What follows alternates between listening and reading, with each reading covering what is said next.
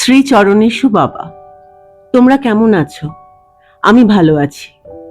ভাই কেমন আছে? আমার কলেজে ক্লাস শুরু হবে পরশু থেকে।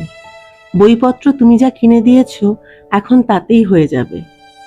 এখানে সবাই একসঙ্গে মেস করে রান্না বান্না করে।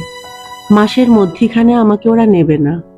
সামনের মাস অবধি আমি ব্যবস্থা করে নেব বাবা।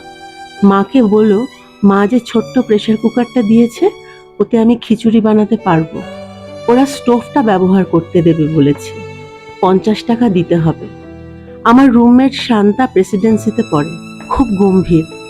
বাবা, তুমি পরের মাসে যখন আসবে আমার কটা গল্পের বই আর একটা গামছা নিয়ে এসো। আর মাকে বলো একটু ঘি পাঠাতে। তোমরা কিন্তু একদম চিন্তা করবে না। কলেজে ছুটি পড়লে তুমি এসে আমায় বাড়ি নিয়ে যাবে। একা একা তো পারবো না, তারপর নিজে নিজে যাব।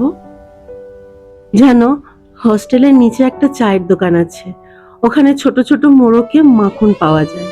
আজ ওখান থেকে সকালে পাউরুটি মাখন খেয়েছি। খেয়ে দিয়ে ট্রাম রাস্তা অব্দি গেছিলাম দেখতে।